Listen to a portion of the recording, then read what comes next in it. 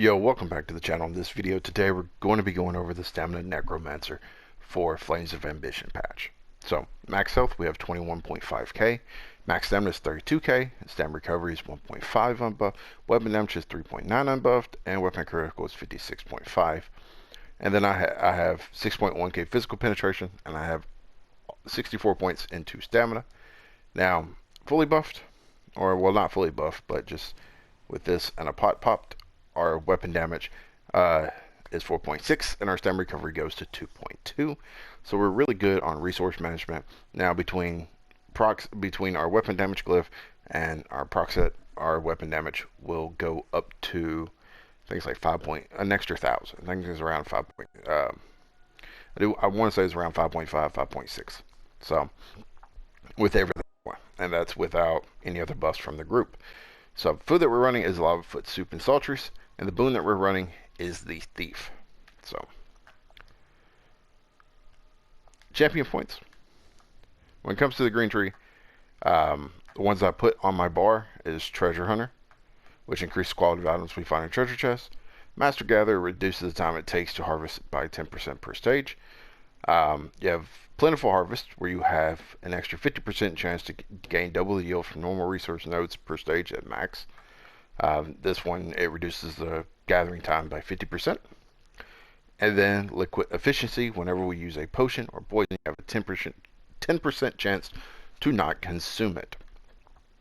Now, passives that we have active, I have Steadfast Enchantment. It's a really good one. At full rank, 100% reduced decay rate. Basically, you're never going to be in the middle of a fight and your weapon's going to run out of enchantment, causing you to lag or anything like that. Plus, you never have to worry about recharging your weapon in the middle of a fight if something goes wrong. So, this is really good passive to have. So, outside of that, another one is Gilded Fingers. Increase your gold gain by 2% per stage. So, increase your gold by 10%. Basically, like if you do your daily crafting, they used to be you would get about 4.6 at 160. Or at level 50. Now it's 5.1k. So, and of course, this just increases the gold that you get in chests by 50%. So, these two are really nice as well. So, and then I have some points here just to reduce the cost of way shrining. So,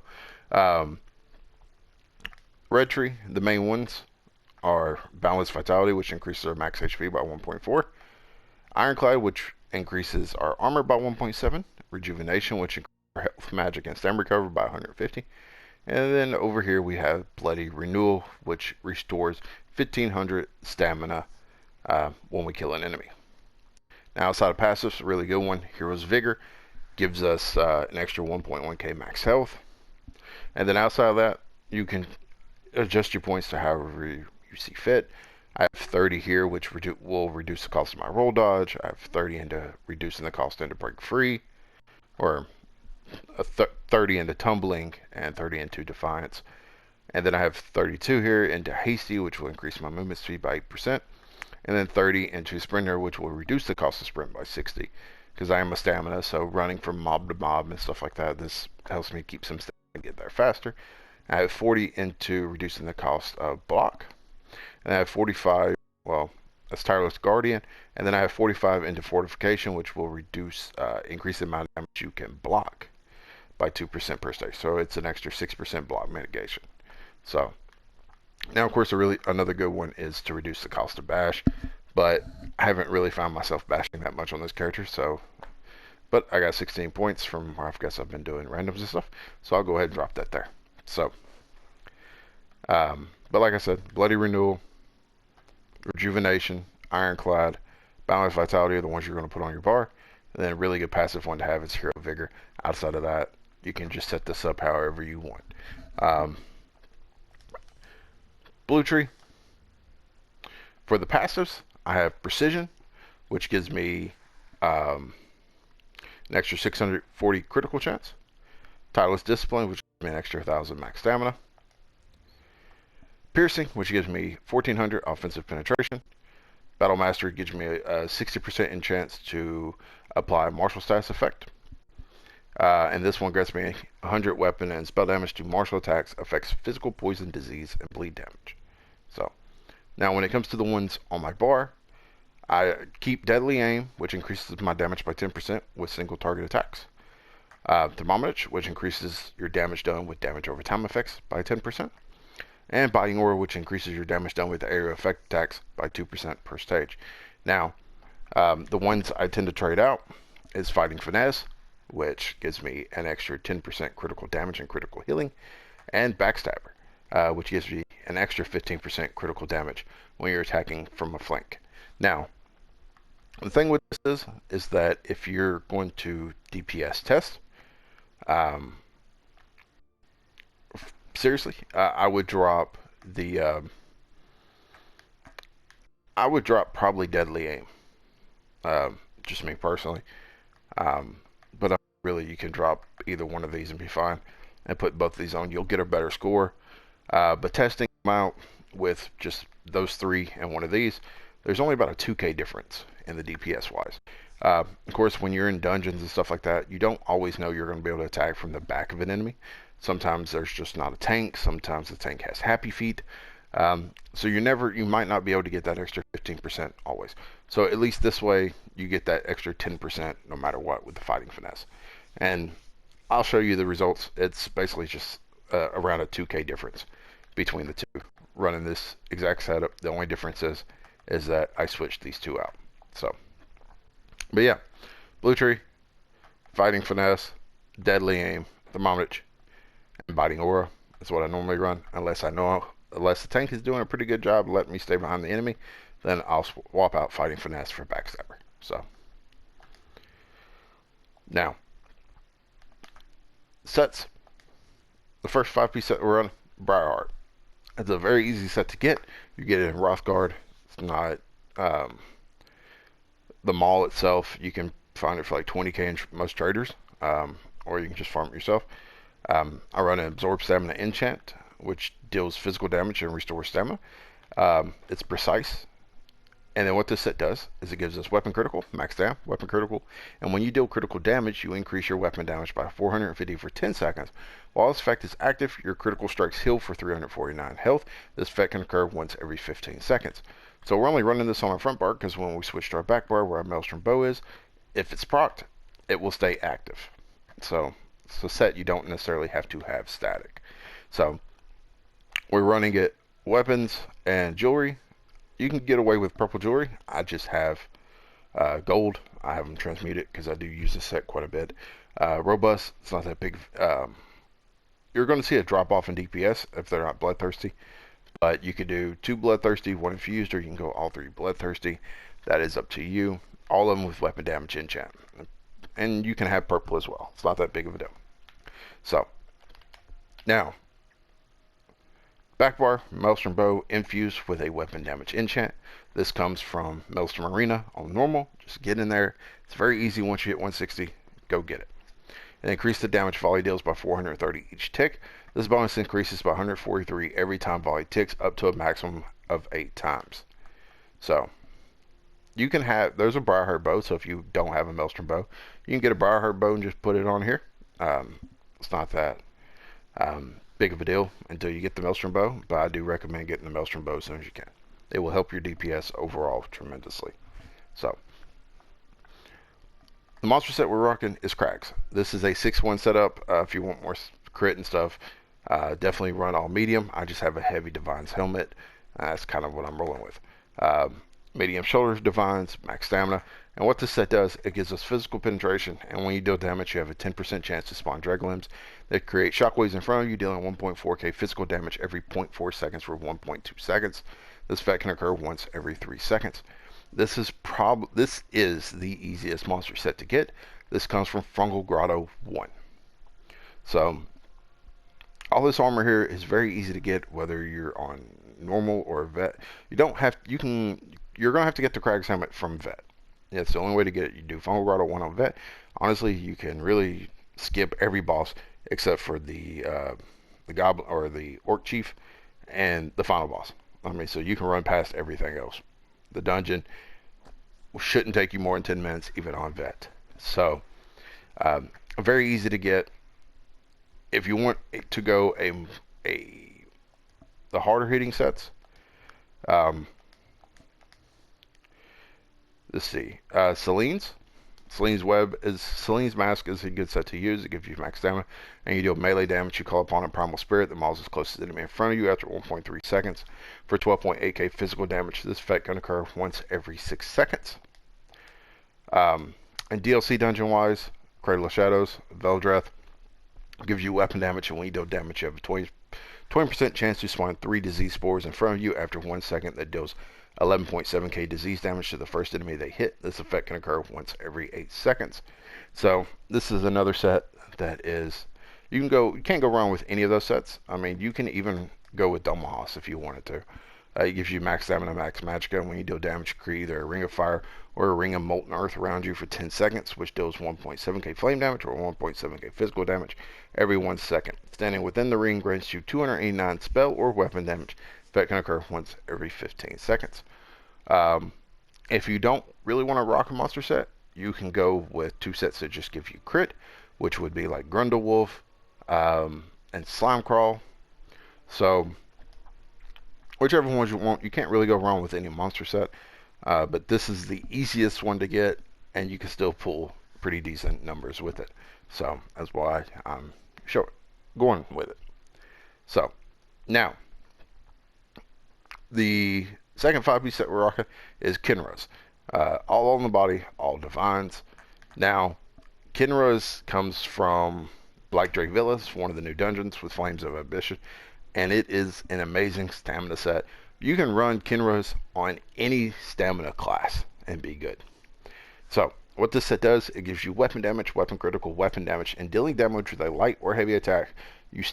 Grants you a stack of Burning Heart for 5 seconds, up to 5 stacks. While you have 5 stacks you generate an Aura of Wrath, granting you Major Berserk, increasing your damage done by 10%. While you have an Aura of Wrath, allies within 12 meters of you gain Minor Berserk, increasing their damage done by 5%. Now, for the most part, Minor Berserk to your allies can be good, especially if they're a magic class. But for the most part, most stamina classes, they'll have Camo Hunter on their bar, which gives them Minor Berserk. Or they'll have, if the healer is hitting you with Combat Prayer, you're going to get Minor Berserk. Or if they're wearing 2-piece Slimecrawl, they're going to have Minor Berserk. But it is nice to help out the group just in case maybe they're not wearing stuff like that, or your healer isn't using Combat Prayer. But Major Berserk, increasing your damage done by 10%, it's great. It's nice, especially because of the fact that we're not running trial sets, so we're not getting that Minor Slayer passive. So getting Major Berserk is awesome. It's just to make it simple, it's just awesome. So Black Drake Villa isn't that hard, and honestly, if you don't do the side bosses, you can finish that dungeon within 15 minutes. You just run straight through.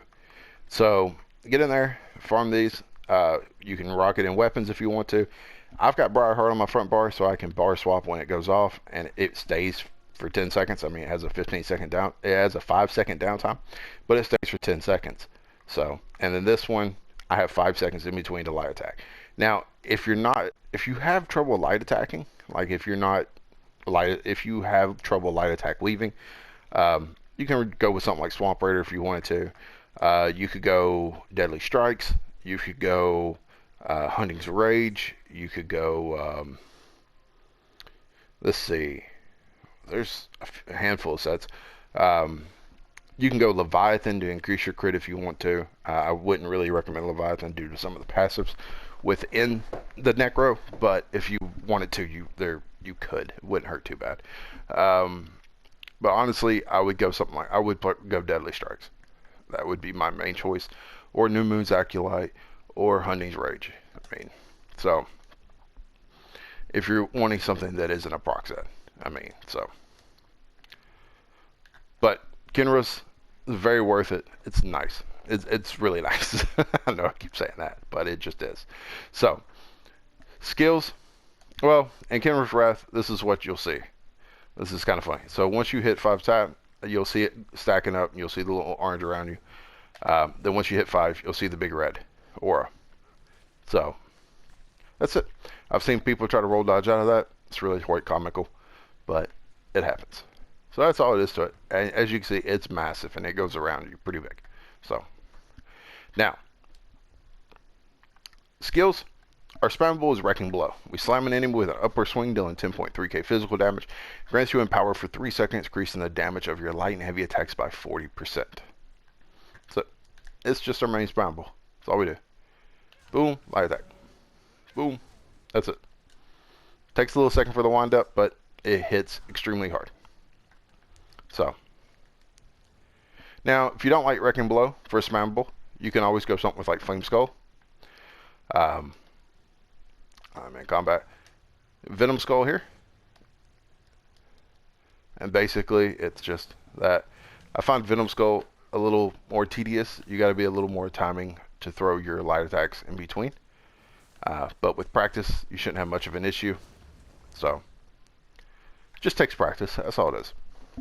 So you can really go Venom Skull, or you can go Wrecking Blow. And honestly, if you go Swamp Raider, if you don't run Kinras and go Swamp Raider, I would recommend running Venom Skull as your spammable because it does poison damage, to where Wrecking Blow does physical damage. So, just depends on which set you're running. If you're running Deadly Strikes, you can stick with Wrecking Blow. If you're running Swamp Raiders, I would replace this with Venom Skull. So, Blighted Blast Bones. Summon a decaying skeleton from the ground after 2.5 seconds. The skeleton runs after the target explodes when it gets too close to them, dealing 13.5k disease damage to all enemies nearby and applying major defile to them for 4 seconds, reducing their healing received and health recovery by 16%. Creative Corpse on death. So this is going to go off, and as you can see, it grays out, so you can't cast it again while there's one up. So as it explodes, you can cast another one. So basically, as you're standing close, it won't be as long. So there's normally about, when you hit this, normally you can get off a couple spammables and then hit it again, and then go back to the spammable a couple more times and then hit it. So Executioner, spin around and strike an enemy down, dealing 4.8k physical damage. Deals up to 400% more damage to enemies with less than 50% health. Understand that says less than 50% health, so around 49% Executioner, but it's not going to do as much damage then. I really wouldn't start spamming this until around they're at 20% HP. That's when I would start using this, because that's when you're going to get the most out of it. At the time, as soon as they're at 49%, it's going to be no different from hitting them with the Wrecking Blow than it would be with the Executioner. So, but 20% though is when Executioner, I would start spamming Executioner, just drop this. So, now, and then of course, Executioner, it's just that, just a little spin slash. So, Detonating Siphon, hold on, let's let Briarheart go away. It's not going to get an accurate reading of how much this actually does. Vitality drains the last spark of life from a corpse, dealing 20.2k disease damage over 12 seconds to all enemies around the corpse and between you and the corpse. When the siphon in it causes the corpse to explode, dealing an additional 6.7k disease damage to all enemies around the corpse. This ability scales off your highest offensive stat, while slot your damage done is increased by 3%. So there's no corpse on the ground here, so we can't really use that Detonating Siphon. But when blast bones go off, we get a corpse, and then we can just hit it off of that. And that's pretty much what it looks like. So it lasts for 12 seconds, and then it will explode. And as we use blast bones so much, we should always have a corpse on the ground, because we're going to use blast bones every 2 abilities. So we should always have a corpse on the ground for Detonating Siphon, so we should not have any problems getting that to go off. So you really should not have an issue with that. So now we have Camo Hunter. This is just here for the Fire Skill passive, plus it gives us Major Savagery, which increases our weapon critical rating by 2.6. You also gain Minor Berserk for 5 seconds after you deal critical damage from an enemy's flank, increasing your damage done by 5%. Flawless Dawnbreaker. Arm yourself from Meridia's Sacred Sword and dispense Retribution, dealing 10.8k physical damage to enemies in front of you, and additional 15.9 physical damage over 6 seconds. After activating, your weapon damage is increased by 300 for 18 seconds. Now, I have this here just for the Fighter's Guild passive, but for the most part, I'm using the Pestilence Colossus, which is on my back bar. So, now you can use this if you want to. It's not a big deal. You can use this, but the Pestilence Colossus is so much better. So, Endless Hell. This lasts for 14 seconds. Launches multiple arrows into the sky to rain down, dealing 1.6k physical damage to enemies in the target area every 1 second for 12 seconds after a 2-second delay. So as you can see, that's just this. Now you can't really block cancel, but what you can do is that fire it off, bar swap. So you can't really block cancel, but like I said, bar swap, and it goes off. If you're trying to animation cancel. If not, then don't worry about it. Skeletal Archer lasts for 16 seconds. Unearth a Skeletal Archer from the dirt to fight by your side for 16 seconds. The Archer attacks the closest enemy every 2 seconds, dealing 2.7k physical damage. Each time the Archer deals damage, his next attack will do 5% more damage than the previous attack. So, and of course, this is just what it looks like. Now, there is an issue with this. It's not really with this, but having this out as you're so close to the boss with blast bones going up to the enemy. Sometimes when you go to detonate, even though you're looking this way, sometimes your character will turn and cast the detonating siphon on that corpse. So it's sometimes it's nerve-wracking. Sometimes I wouldn't even. It's going to work just fine. Sometimes it just goes haywire. But don't worry about it too much. So, but just a heads up. Sometimes that does happen. Barb next ability, Barb Trap. You set a sharp blade trap at your location, which takes 1.5 seconds to arm and lasts for 1 minute. When triggered, the trap deals 4k physical damage and an additional 17.9k physical damage over 18 seconds, and grants you minor force, increasing your critical damage by 10% for the duration. Minor force, it works out great. We do a lot. We already have some crit modifiers from our Khajiit passive, and then from our CP skill line, or skill tree, with the with fighting finesse or backstabber, or either one or the other. So we already have a lot of crit modifiers, and it just having minor force helps out a lot too. You'll notice a huge drop in DPS without minor force.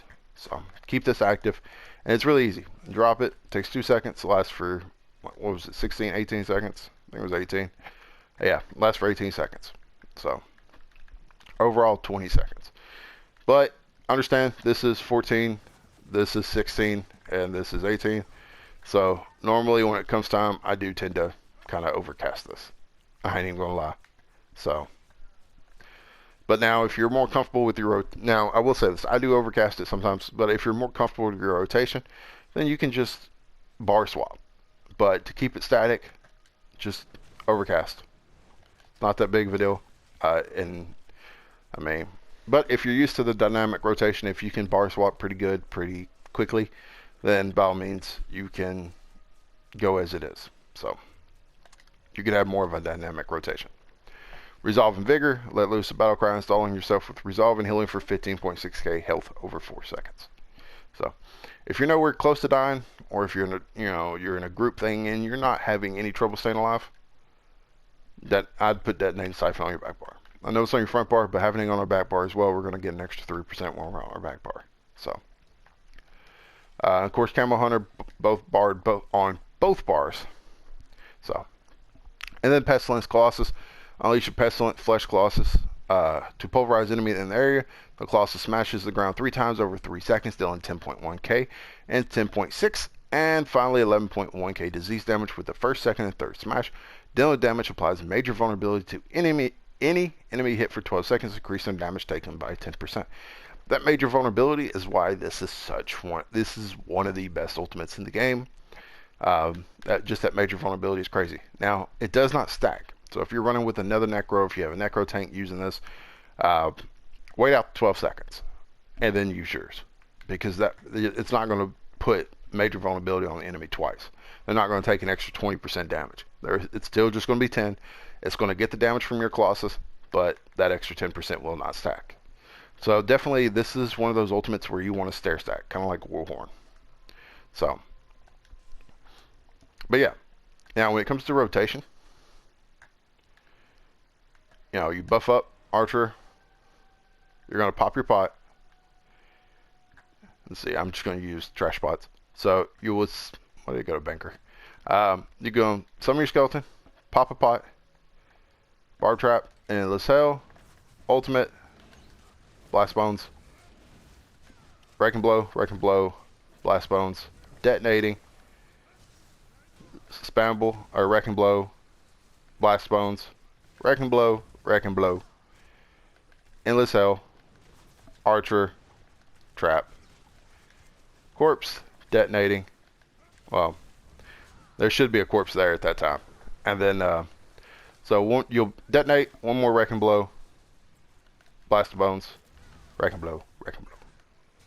So basically, every 2 abilities, you're going to hit Blast Bones. And then, of course, Endless Hell, Archer, Barb Trap. But if you're really flexible with the rotation, it would be Endless Hell, Archer, Bar Swap, Blast Bones, Bar Swap, Trap, Bar Swap, Blast Bones, or probably Detonating at that point, and then Blast Bones. It just depends. So then drop your ultimates when you can, and then Wrecking Blow. I usually get off usually in a rotation, I'm getting off anywhere between 4 to 5 Wrecking Blows a rotation. So, but yeah, when it comes to DPS wise, or just in general, let's see, where is it? Oh, see, people start talking. All right, so this is the one with Fighting Finesse, where I got the extra 10%. It was 32.2. Now, keep in mind, I don't have anything in my kit that does major, not major, that adds major fracture or minor fracture. I don't have anything like that.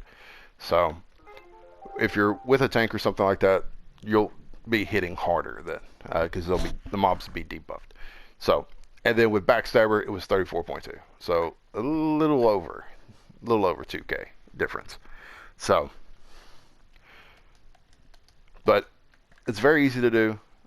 You know, Endless Hell, Archer, Trap from the start, and then from there, just Blast Bones, spam, Blast Bones, Detonating, spam, repeat. So, and then it's the same thing. Blast Bones, spam, Blast Bones, Detonating, spam, Blast Bones. Or spam, yeah. So, drop your ult when you can, especially the Colossus. So, I think it's like every 4, I want to say every 4 rotations, it's probably up. It should be up. It just depends on what you've got going on around you, tanks and stuff like that. I think by yourself, I'm not sure. But that's my stamina card that I've been running. So let me know what y'all think. Let me know if it's shit. If y'all have fun with it, if this is your setup, or what would you recommend? If you like, as always, if you like what you see, don't forget to subscribe. Dislike if you hate it. And until next time, take care. Have a great day.